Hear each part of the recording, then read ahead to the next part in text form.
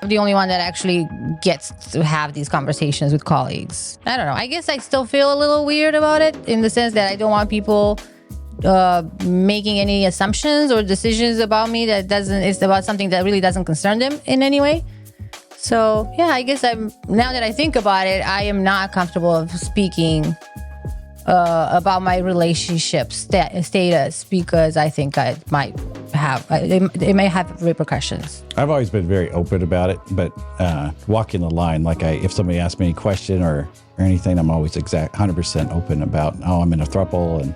But I also am trying to walk the line of not being in people's face like, I'm in a throuple. Does that offend you? I'm polyamorous. Are you triggered? Yeah. You've always been better about this, Josh. More open. Yeah. Welcome to the Open Bedroom Podcast. I'm your host, Jennifer Kalo. Welcome to conversations about open relationships, online dating, conscious uncoupling, and creating the relationship that truly aligns for you. This is episode 122, We Only Date Unicorns. This is a collaboration that I did with Throuple Talk, Liv, Josh, and Char that live in Houston, Texas, as a polygamist throuple. And this is going to be a two-part series. I know I've done quite a bit of these lately, but you guys, when these episodes get to be over an hour, I find it hard to listen that long. And this is packed with juicy and really amazing content. So what I've done is I've broken this into two parts. 122 is today, and episode 123 will be aired on Wednesday. So hang tight to get to part 2, but I hope that you enjoy our collaboration together. Yeah, that's interesting. You touch on couple swapping, and there are a lot of people that have that as a rule. And I find it interesting that that's not as demonized as that we only relationship with unicorns, because that's also it's a very similar dynamic. You know, it's telling you right up front, like we're closed off to having a relationship separately from what we have here. We have a great show today. Today we have Jennifer on the show. Jennifer, you'd like to introduce yourself? Yeah, absolutely. Hi, guys. I'm Jennifer Kalo. I'm the host of the Open Bedroom Podcast, where I focus on E&M relationships, especially polyamory. And I'm so excited to be on today. Thank you so much for having me. Thank you for joining us. We are Throuple Talk. We are a throuple, and our mission is to normalize different and alternative relationship structures. And today we are doing a collaboration with Jennifer, and we wanted to talk about why dating women exclusively best aligns with our relationship goals. Why do we all love those unicorns? And why do we choose to not date men? That's something that's highly frowned upon in some of the open relationship circles, and wanted to just talk about why it shouldn't be as demonized as it is, because some of us, it just works better this way. Jen, you want to talk a little bit about what you and Scott do? Yeah, absolutely. So I didn't realize that we had a very similar structure to you three, but Scott and I only date women. We've had different variations of this dynamic where we've had a closed throuple for several months. And then it was interesting because the woman that we were seeing, we called it closed because on our end we were closed and we weren't seeing anyone else. It was a time where kids were home in the summer and we were really busy and we didn't have capacity to see anyone else. So it just kind of made sense. But she was still open. And so it wasn't a completely closed throuple. And after a few months into this, I was like, hold on now. She's having a lot of fun. I think I want to join in on this. So we started opening back up on our end. So we do exclusively date women. I know the term unicorn is a bit frowned upon. So I hope we get to dig into that particular terminology. And we so far have only dated together. So only dated together, only sleep together. And then just within the last, I'd say, month and a half, we've begun to kind of open up to the partners that we are seeing to let me have some one-on-one girl time, which has been so much fun. Awesome. It's fun to be in a relationship where you can kind of play with those dynamics and you have the freedom to adjust things as you see fit for right now. Yeah, absolutely. So what about you three? What is your dynamic like? We are currently closed. I think all of us are pretty polysaturated right now with just running this podcast and and, establishing our own relationship. Like at this point, not going to say never, but for right now, we are closed at the moment. Right. So we're definitely not dating anyone at the moment, and mostly because we're just so busy and so focused on ourselves, but we're open to it. Yeah. This has been a busy year for us. We've moved cross country. We all started new jobs. We're doing a podcast and making new friends. So there's just not a lot of time right now for anything outside of our relationships that we're working on.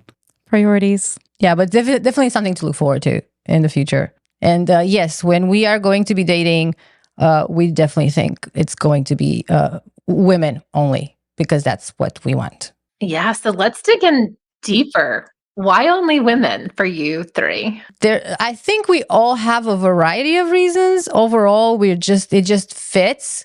It just fits for all of us. But for me personally, so Josh is the type of man that I've always looked for.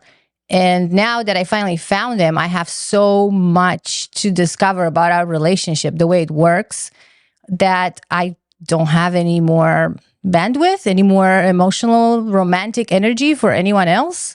So even if I were to date at this moment, which it wouldn't matter if it would be a man or a woman. I'm just not interested in adding even more. So, but other than that, sexually, Josh is straight and I'm bisexual, pansexual, and it makes sense. And Char is bisexual. So it makes sense that we would date women, because it's something that I want it to be like something that brings us closer together, rather than something where I go off on my own and do something and he doesn't take any part in it.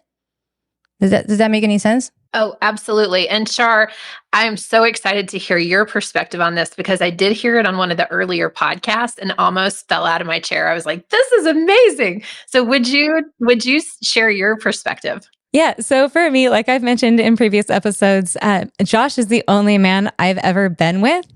And initially when we first opened, I did consider that maybe I might want to start playing with other men and, experience that. And then that connection just never happened. And I didn't want to force it. And then after a while, it became something that, like, that in and of itself, that he's the only one I've ever been with, it really started to turn me on. It was like, it almost became like a kink for me. It's like it's pretty cool that I have this freedom, but I don't feel the need to act on it. And I love that I've only ever been with him. But at the same time, I love exploring with other women. At this point, I've only explored with other women with Josh. And so all of my sexual experiences, other than with Liv, have always involved Josh. And that's something that I've enjoyed. And for me, it is, I'm not one that has ever been interested in casual, like no strings attached sex. So I can have sexual experiences with someone that I don't plan on seeing again if it's with Josh, because that's still significant to me. So that's kind of my take on it at the moment. Awesome. I am dying to hear Josh's perspective on this. Well, like Liv was saying earlier, it's easy for me. I'm not bisexual, so I wasn't looking, I'm not dating a man. And I'll say the one thing that drives me nuts is the lack of tolerance for, I get asked a lot, like, oh, you must have a one penis policy or something. Like, there's not a one penis policy. I created the opportunity and gave her Char the freedom when we first opened up to go explore that. And she just wasn't interested in that. It wasn't my kink, that she would be interested in it. I just kept it open. I remember he'd show me pictures of, couples on field and whatever. And I would look at them and I'd be like, yeah, like, he's attractive. And then we'd meet in person. Like, there's just that connection was not there. The chemistry is not there. And I wasn't about to try to force something that I wasn't feeling, So yeah, it's not a one penis policy. It's a one penis preference. So why try to force something that isn't happening naturally? It's just something that kind of organically fell into place for us. It's just what we're all interested in. And every one of us, you could catch any of us at any moment trying to hit on the redhead at the end of the bar, It's like... Yes. I love that. So then I'll have a very different dynamic than you three. And I do have a one penis policy. So Scott is a jealous man. And he's like, I don't want another man inside of you. I don't want to share another man with you. That's just how I feel. We have gone to therapy. We have tried to move past this. And he's like, I have zero interest in sharing you. So again, to be very controversial, because I'm sure a lot of people listening to this are like, that is super wrong. It's just our dynamic and it is how it is. And as I coach other people in relationship and coach them into the lifestyle or coach them through the lifestyle, I always say, my dynamic isn't for everybody, but it should be respected in the same way that if you want a couple swap or you want to swing or you want a throuple or you want a whatever. And so that's my policy with him is I love him. I want to be with him forever. And in order for us to be open, this is the dynamic that we're in. And we only see women, which is not a problem for me because I find women delicious and beautiful and really am and having so much fun exploring my bisexual side, and sharing with him really turns me on. And Char, to your point, like knowing that I'm all his is such a kink, and it's so sexy and so hot that you can really bring that energy into the bedroom. And so we do that a lot when we're one-on-one. Like we wouldn't do that with another woman there because that might be kind of weird. But like just last night, I was like, this pussy is all yours. And he was like, yes, it is. I know. And I hate that that's like kind of frowned upon by some people. Yeah. Yeah. So Jennifer, can you expand a little bit on that jealousy? Like, how does it make you feel? Because like for me, there were times that I almost was insulted that Josh would want to share me with somebody else. Like after we went from being close for so long, and then like, not that he was ever pressuring me to be with another man, but it was like, come on, like you're not interested in this one? Like, no. And like, do you want me to be? Do you need me to be? Like, I want to be his only. Like maybe you did want her to be. So when you open a relationship and one has freedom and the other one, it seems like they don't. It's like you feel like, okay, if I have the freedom, you should have the freedom as well. So you do tend to be like, I want to be fair, right? I want you to be interested. I want to make sure that you're not interested you're not interested, not because you think I don't want you to be interested, but like you're really not interested. So that guilt comes in, and you sometimes have a tendency to push people. And like ask them, are you sure you don't want to do this? And like, it's because people judge you and you don't want to be judged for being the guy that tells his wife no, So I don't know why it's so bad to have preferences. Everybody has, like, I wanted to say, like, it's not one penis policy or not. It doesn't really matter how you call it. What it matters is that we have that relationship synchronicity where we are all on the same page. I only want to be with one man. Char only wants to be with one man, and Josh wants us to be with him. It's perfect. It doesn't matter how we call it, and if we're gonna, if it's fair or not to the people outside of our relationship, as long as we are all on the same page, right? Correct. Exactly. Yeah. So Jennifer, how about to circle back to the jealousy? Is that a turn on to you at all? Like kind of that ownership? That he's a bit jealous? Yeah. I mean, I wrote down something. So we have a couple friend who said they're in sort of a similar dynamic where they opened up their relationship so that she could go have a lot of fun, and he supports her, and sometimes he joins in and sometimes he doesn't. And he said to us the other night, it doesn't have to be fair to be fun. Like, I don't need to have the exact same dynamic that she has or even the same desires that she has for it to still be really fun for me. And sometimes she plays with other men and sends me videos or sends me pictures. And that's a great way to involve me. And I don't need to be equal. I don't need to couple swap or something like that for it to be fun. Now, this is my second relationship that I've been open with, my second and last husband. We opened up towards the end of our relationship, and it was completely open. So I've had the freedom to sleep with as many men as I wanted to, and I have done that, and I've had a lot of fun with it. And for me, this is just a different kind of dynamic that I'm in, at least for now. This is what we're in.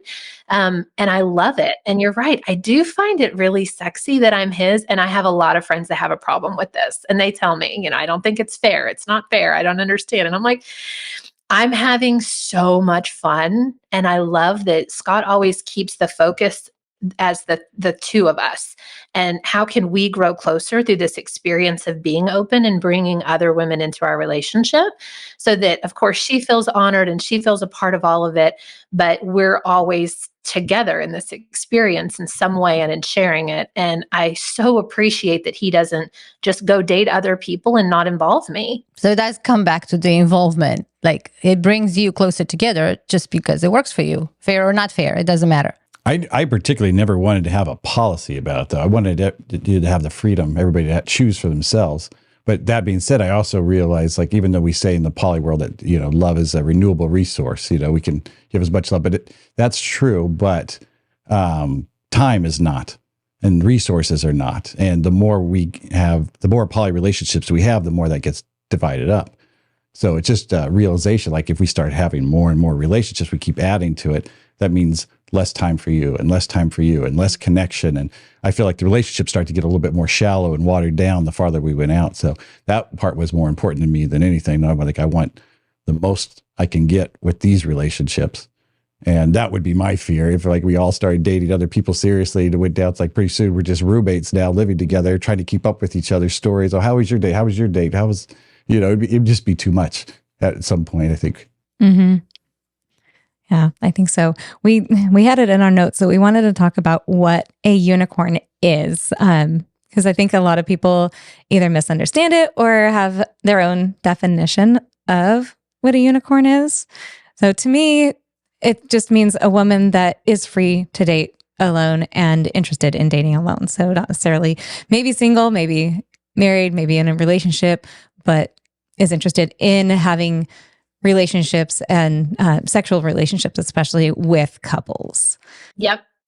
Exactly the same definition. I think some people say single, but I think if you're married and you're, a woman and you want to go play with another couple, you definitely are a unicorn. And I find with a lot of my friends that are unicorns or women that we've dated, they wear the terminology with a badge of honor. They love it. They think it's sexy. And, but there is a whole camp out there as well that thinks it's degrading and, I don't know, takes away the humanization of the person if you call them a unicorn. And again, we all get to have our own thoughts on it, but I think it's a fun term. And if I was in the same boat where I was like free to go find other couples to play with, I would definitely call myself a unicorn. I feel pretty special. Yeah, I mean, the whole purpose of the thing is they're hard to find. And they're, Right. What's so hard, what's so bad and demonized about that name? I think it's great. Right. And even as a unicorn, I think it is bad that that's so demonized, because there are, like you touched on, there are women that genuinely love being a unicorn. They love that. It's like a kink for a lot of girls that I know, that they just enjoy that. So why shame women for enjoying that? At the same time, there's plenty of women that don't want that. Maybe they want to date both separately. I have a theory on it, and it's because some couples have a tendency to look at this unicorn as somebody to satisfy their desires, and they use that person and then out. They don't create a connection. They don't really care who this person is as a human being. It's just this. I'm thinking mostly the couples that already are not necessarily satisfied in their relationship, and they're looking for this quick fix, and they're like, oh, let's have a threesome. I have a kink. I have a fantasy. Let's do it with this person. And then after they're done, okay, bye. I don't care who you are. I don't care what you want. I don't care if you want anything more serious. And that's why probably the whole term unicorn is not well received. Jennifer, maybe you could tell us, we were talking last night, we're trying to figure out the opposite of the unicorn for the male. Is it the bluefish, the dragon? It's not, we figured it's not a stag. Or the bull. I mean, I think it's all of that, right? But so the bluefish is, I think, a single man. Dragon is married. Bull is like a BBC, right? So I think that there's more terminology for men based on their relationship status and what they're packing than women. That makes sense. I would love to go back and double tap a little bit, Liv, on you. So you were a unicorn to Char and Josh, right? I don't think so. I just dated Josh. I never dated them initially. I mean, I met them as a couple just because Char's and Josh's profile were linked on Field, but I actually dated Josh alone. I never dated them as a couple. And they were already officially dating before I even met Liv. Yeah. Yeah. So I've never actually dated a couple. Okay, so your relationship with Josh then morphed into a relationship with Char, and now you're all together. And would you talk a little bit more about that? Like, the people listening on my end aren't going to know that you all live together and there's children that you're raising all together. Like, can you talk more about that? So I initially met Josh. I was non-monogamously dating, and Josh was poly dating, right? And we had a relationship, and we moved in together as a V dynamic. There was no romantic relationship between Char and I. And then as things progressed, Char and I developed a relationship. So now we can actually call ourselves a throuple. But initially, it was just friendship between Char and I. Yeah. Friends with benefits. The benefits were always there with us being bisexual. Like, it just made sense, you know? Yeah, their relationship didn't start right away. It was after we'd been living together for quite a while. Right. It was like slowly over time, they got closer and closer. Admitted, finally, we're honest with ourselves and each other that, hey, I love living with you, but I would like to have more than just friends with benefits, roommates situation. We did a whole episode on that too, about when it first happened. That freaked me out a little bit. I got all nervous about it. I was like, what's going on here? Like, this is mine. Yeah, I think we touched on it in the polybombing episode. Yeah, we did. Yeah, it's interesting. I didn't think of it as like me polybombing him, but I can see how that happened. Yeah, she's like, I'm stealing your girlfriend. What? Not stealing. I mean, I'll still share. Can I ask about couples privilege? Because we're talking about terminology. And I'm curious, Josh, being in a V with you here, like, so if anybody's watching and they don't understand what we're talking about, you had a relationship with Liv, you had a relationship with Char, sometimes you guys had a three-way. You probably were the one, being the ringleader and, having sex with both of them. We do a lot of that too.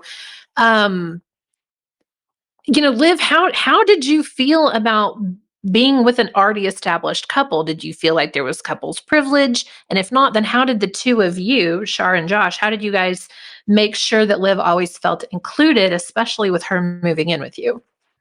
I never felt there was any couples privilege. If there was any, it was just because it was situational and because of the length of time that Josh and Char have been together comparing to how long we have been together. They've always done a pretty good job at including me.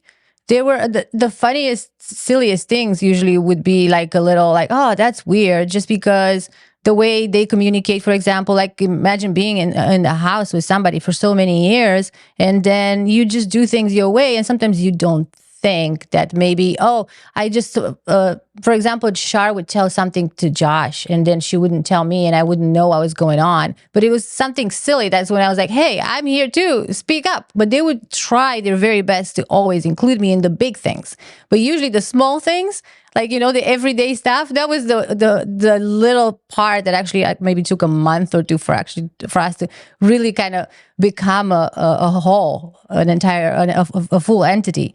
But I've never felt excluded in any way. But I think that's because they did the extra work. They specifically tried to include me in everything. And I was born poly too. I was always poly. Like deep down, I knew it. And I just didn't know what the terminologies were for it. And didn't practice it. So I never felt, I guess I should say later on when I met other poly people and I started hearing about they had secondaries and thirds and all this stuff, I was like, what? Like, it didn't even make sense to me. I was like, everybody should be equal. We're all equal. We're all, human beings. Why would you put a higher priority on another one?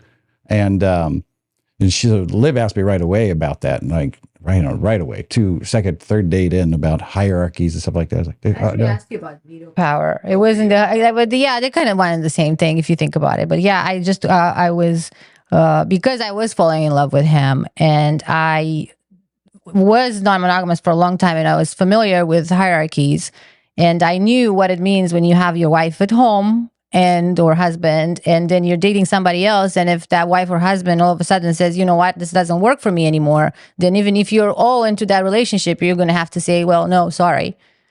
So I did not want to have that.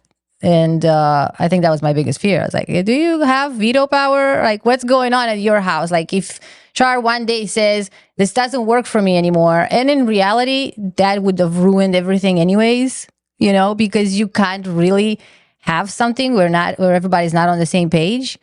But at least you want to know that the person you're with has the ability to make their own decisions when it comes to where they put their love and where they, gear their heart towards. And she asked me right away too, like, well, how's the sleeping arrangements going to work? And I didn't even think about it. So I was curious. I was like, how is this going to work? Like, I just sleep with you one night. I sleep with her another night. That's it. It's just a rotation. It sounded like he knew exactly what he was talking about. Later, I realized he didn't really know as much. He just acted like he did because he's never done that before. He was just saying what made the most logical sense to him without actually putting it into practice. And we probably should clarify also for Jen's listeners that when Josh met Liv, he and I already knew that ideally we would find an additional life partner. So that's where Liv's talking about, like, what are the sleeping arrangements and everything going to be? She knew from the first date that that's what Josh was hoping for. She didn't think that was for her at all. Like, good luck with that. Right. Here we are. So how are the sleeping arrangements? Is this like a sister wives thing, or you have a giant king bed? No, we're sleeping in separate bedrooms. So we're now that it's all three of us, we are alternating between Josh sleeping either in my bedroom or in Char's bedroom. And then in the weekends, we all sleep together. So everybody gets like everything. But we do have 2 master suites, one on the top floor, one on the bottom, and 2 ginormous king beds on each one of those floors. So it is very comfortable. Yes. It's optimized. And blankets. Tell you, we should give the blanket secret. Oh, yeah. Yeah. If there are any listeners out there that like to sleep 3 people to a bed, extra long twin size comforters is our best solution that we have found. One for each. Yes. So nobody's trapped in the middle and they can't get out the blanket in the middle of the night. So there's not too much blanket. Everybody we've told this to so far has wrote us. We've got more letters from our listeners about the blankets than anything else so far. Like, thank you. We probably still wouldn't be together right now. So there's not a king size sheet. You just each have your own comforter on the bed. Yep. Super comfortable. Yes. Twin size comforter. Extra long twin size. It's perfect. It becomes tricky when you're trying to snuggle and you're trying to get to the other person, and there's so much blanket that you don't know which side is which and how to feel them. But you have to stop worrying about it after a while. You're like, whatever. It's blanket. Kick it out of the way. So I'm curious, and I don't know if you guys have ever talked about this on another podcast. I'm trying to make my way through all of your podcasts right now, but how did the kids handle this? Were they excited to have like another woman in the house? They were. Yeah. They were very receptive right from the beginning. It's also important to say that they were very young. They were 3 and 5. And just, we have a huge family anyways. So they were used to having other adults around. And when Liv started coming around, they loved her right out the gate and were very welcoming and warm. And yeah, that was probably the easiest part of everything. They, first of all, kids, when you have somebody new in the house, they're like, yay, new person. Now we're off. I'm not that exciting anymore. No, but for them, it's like they just have 3 parents all the time. They have 2 moms that take care of them. They try to take advantage of it. When one of us says no, then they go to the other. They're very sneaky. They're learning that doesn't usually work out well, but they're also learning who to ask first. So like if they want gum, they just know they don't come to mom. They come to Liv. Our daughter is in 1st grade right now, and she wants to start her own podcast. She's always in the studio pretending that she's a podcaster. And she loves to tell everybody at school about Throuple Talk and that her family's a throuple. And I think I don't know what the teachers think that. No, but yeah, just to answer the question, the kids are doing great. I think they like the extra energy in the house.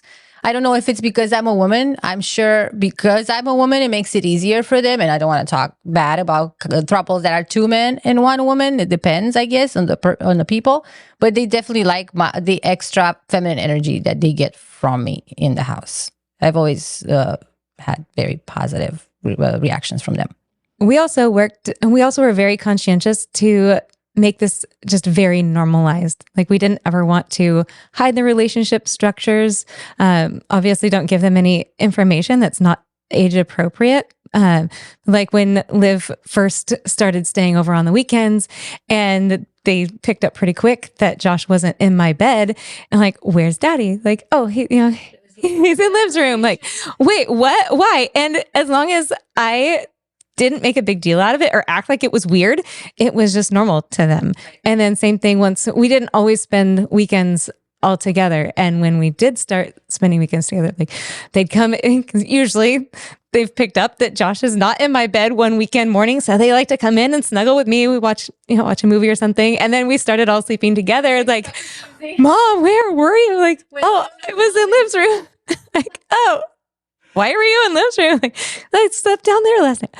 Oh, okay. And then it just becomes normal. Yeah, they adapted to it very quick. Started knocking on the door at 6 a.m, wanting Cheerios or whatever. You hear the little voice under the door, Mom. Yeah. Do you guys have other throuple friends? No, actually, our daughter just asked us that like sometime this last week. Like, do you know any other throuples in real life? Like, well, no, we've talked to them via email and online and stuff, but We've quads and stuff, but not in an actual throuple. Live-in especially. Yeah. Yeah, we have polycules, but yeah, not throuples. Yeah, what you have is pretty unique, which is exciting. Yeah, exactly. Do you think you and Scott could ever do something like this? You know what? I've been asked the same question, and I imagine when the kids are gone that might be something that we, look at. I have teenagers, so mine are 12 and 15, and so we're kind of on the other side where, like, it's a potential in the next, I don't know, 6-7 years or something. Also, we date. We tend to date women that don't want to come move in. So we have one of our girlfriends is she's older than us. She's got a 30-year-old daughter. Like she's very independent. She's dating other people outside of us. She does not want another live-in partner. She's really having a fun time on her own. She likes flitting kind of in and out of our life, as we have dates and stuff.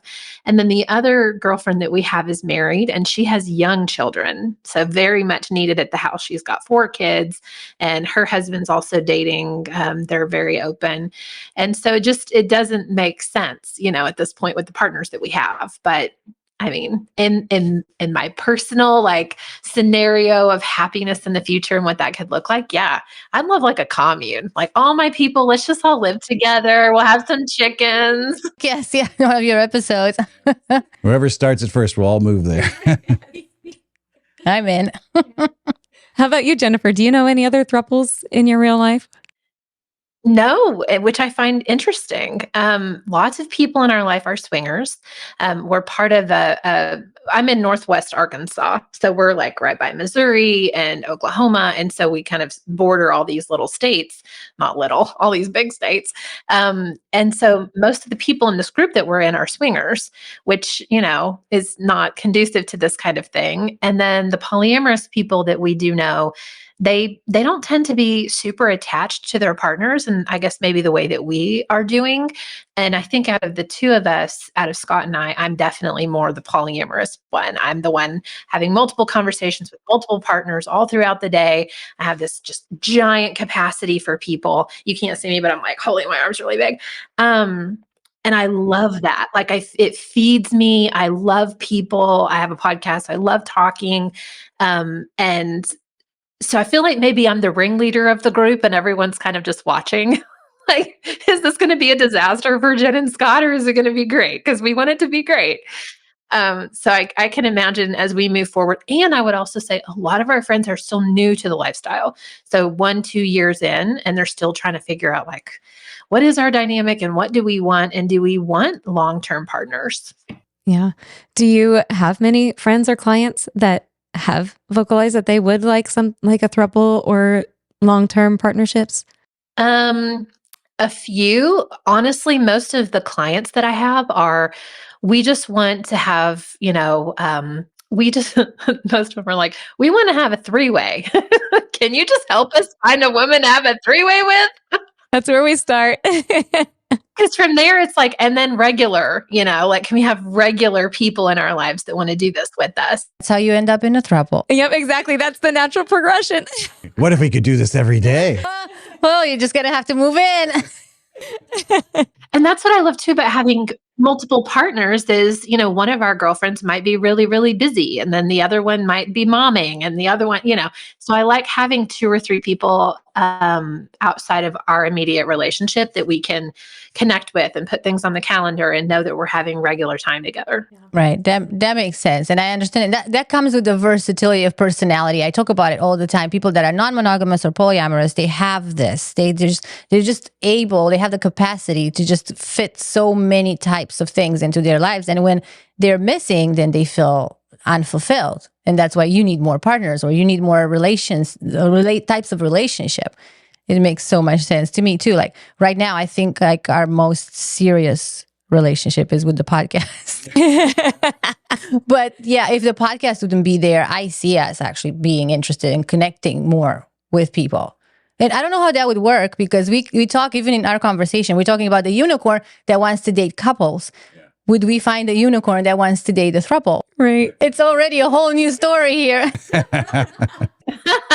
Especially with both of you being bisexual, there's a lot of fun things you could do in that. Yeah, when we originally started with the podcast, we were like, we just thought, hey, maybe we could help people. Like this was like a, like a side thing, I guess. But we started getting letters like every day. I think we could get a letter almost every day. Somebody writes, thank you so much for this podcast. This is really helping us. We just started. It's always one person in the throuple that does it, is whether it's the woman joining or man joining or the pre-existing couple. They're trying to figure out. And they're going through and listening to all of our podcasts. And when you get these letters in every day, you're like, all right, we got to step this up. They can't just be on here just joking around anymore. Like, yeah, we need to start giving episodes out that actually help. So we started doing that, and we started cranking it up and doing a couple episodes a week. And it's a lot now. Now I try to like keep up with all the questions that people send into us. Like, but we love the questions, and we love the thank yous and all of that as well. Yeah, you start to realize it's your purpose. Like it's your life's work to just be shiny. And the fun thing is you just get to be yourselves. The 3 of you just get to show up and be your amazing selves. And you're going to attract people that want that authenticity and that want to have a lifestyle like yours, or want to feel empowered by what you're creating in the world, and that you're so brave to show up in this way. Hey there. Did you know that I do online coaching? Yes, I do online coaching in the sex and relationship space. Some of the topics that are near and dear to my heart are open relationships. So that includes polyamory, swinging, or what we call the lifestyle. I also love conversations around online dating. We're talking Bumble, Tinder, Field, and more. And then the last thing that is really passionate and close to my heart is conscious uncoupling. That means we get to break up with people with love and respect, with dignity and hope. We get to create a life for our children that gets to be a little bit different. We can do things better than we have in the past.